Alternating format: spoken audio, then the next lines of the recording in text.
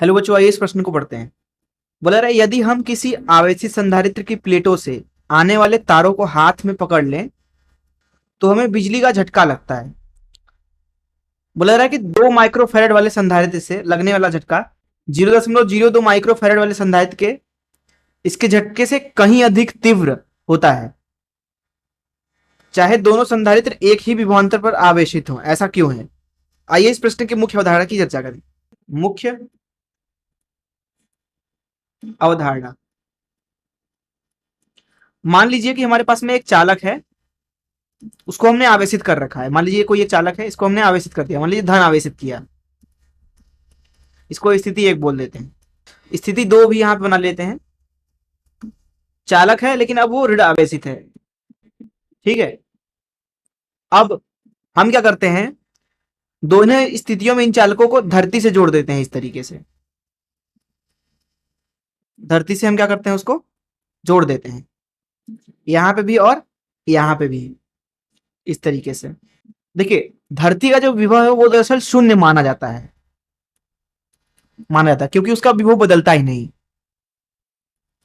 माना जाता है। तो धरती का विभव शून्य है। अब धरती के पास गुण ये होता है कि जब आप उसको किसी आवेशित चीज से जोड़ोगे तो धरती उसको इलेक्ट्रॉन दे भी सकता है और उसको इलेक्ट्रॉन ले भी सकता है। तो यहाँ पे जो चालक है उसको इलेक्ट्रॉन की कमी है, उसके ऊपर धन आवेश है, तो धरती उसको इलेक्ट्रॉन दे देगा, कहेगा ले लो इलेक्ट्रॉन। धरती के पास इलेक्ट्रॉन की कोई कमी नहीं होगी। धरती जो है वो इलेक्ट्रॉन का समुद्र है। आपके आसपास भी ऋण आवेश चारों तरफ मौजूद है, मुक्त रूप में इलेक्ट्रॉन। तो इसकी वजह से होता है कि धरती तो v बराबर 0 विभव पे है, तो इस वस्तु को भी v 0 विभव पे कर देगा।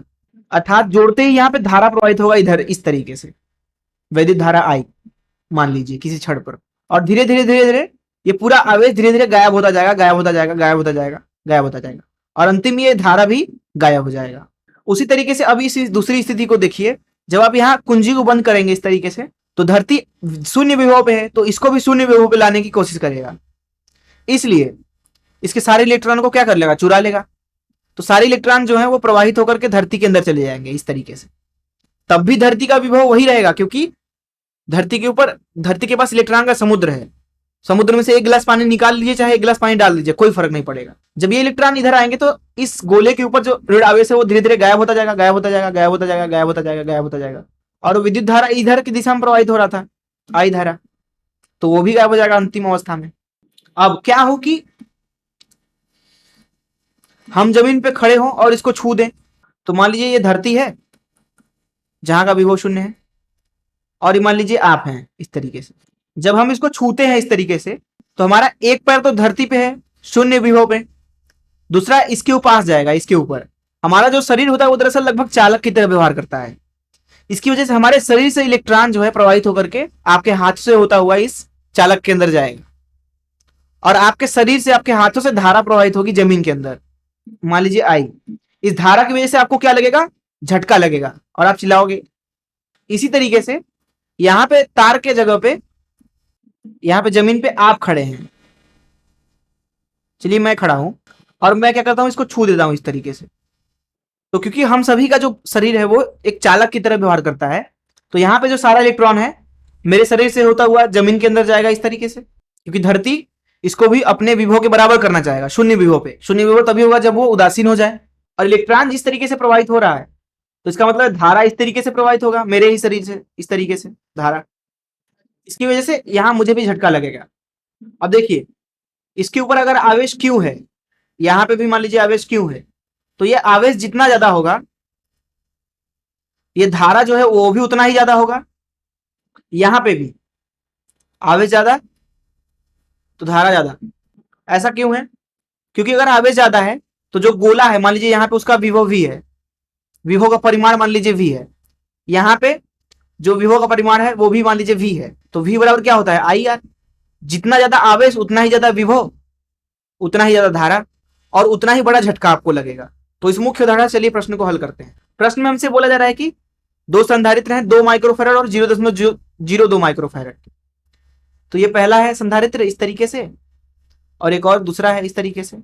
इसके ऊपर मान लीजिए धन Q1 आवेश है, और इसके ऊपर धन Q2 आवेश है।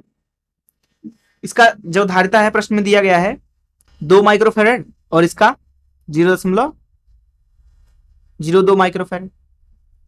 अब देखिए प्रश्न में बोला गया कि अगर ये दोनों समान विभव पर भी हैं तो आपको 2 माइक्रोफेरेड वाले से ज्यादा झटका लगेगा।